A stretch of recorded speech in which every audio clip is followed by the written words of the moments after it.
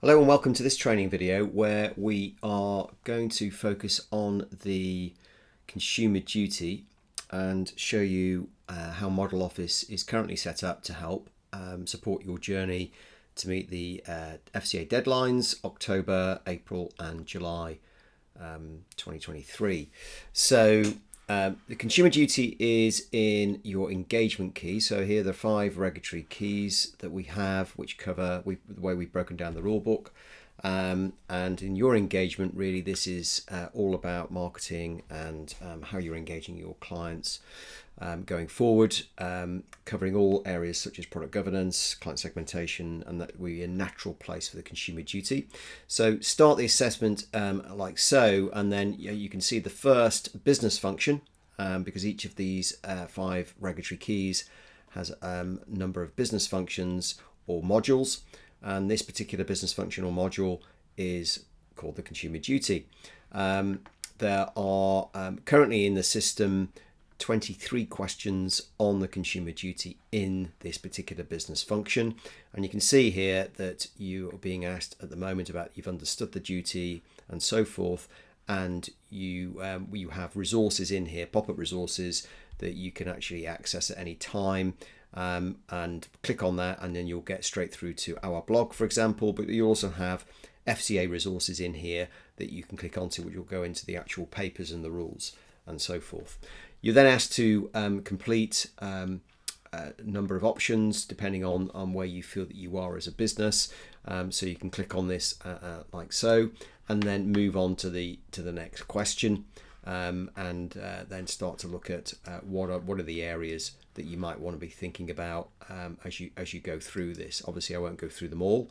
You also have skip functionality if you want to come back to anything and you're not sure about it at any time, and then go back and so forth. So once that's completed, what you'll then receive is your dashboard, which you go through to your engagement, and there you go. This particular case, we've scored the firm at 35% in the consumer duty. The overall regulatory score is here, the peer benchmark score against how firms are doing against their peers, and then a 1-year target about how to improve scores are all in the algorithms. So here you've got the business functions or module on consumer duty.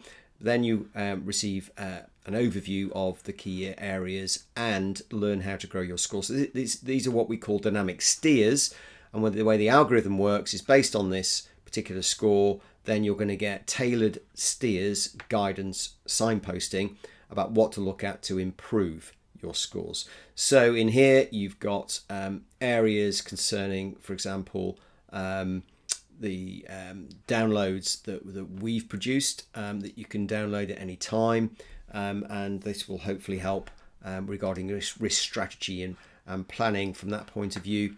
So you can just download that information and then apply it to your business as you go. So in this particular case, this resource is looking at the 4 outcomes. It's looking at mapping you across also other rules that are applicable, like the SMCR, product governance rules, training and competence rules, systems and controls, and so forth. But also you've got in here lots of URL resources that you can click on and so forth, vulnerable client customer rules as well. And also looking at what data that you might need within the business from that point of view. So we have a whole section there you go on what data you need across the four outcomes. So that hopefully gives you an idea of the type of resources that you may gain from the consumer duty on this particular dashboard. We also have the action tracker, which is effectively your dynamic audit program and report. So here you can then look at filtering down by question severity, if it's a red, amber, green, for example, by the status, if you've allocated a status at any stage through the process of that you're working through these particular regulatory issues. We'll go into the engagement key. It already is pulling up some consumer duty stuff there. So you can see here, these are all the questions that have been answered by the individual firm. And what we're now doing is really assessing what they need to be focused on and when they need to be completing it on a target remedy basis. So, for example, you can click on any of the key areas that the FCA are wanting you to to address over the next few months or few weeks into the October deadline, and then moving forward. And what you've got here is a particular area that you've already answered the question. You're getting checkpoints on what you really need to be understanding about any of these areas, which is in this particular case is the final guidance of the rules that were published in July this year, and this gives you the actual paragraphs that you need to be looking at. You can add this to your calendar at any stage. You'll just click on the calendar function, and it will then upload it into your calendar, preferred calendar that you're using as a business, and give you an alert system to make sure that gets done. Allocate it to the most senior person, and also select a status, so you can put it as, let's say, it's delayed currently, and that will be updated into the system.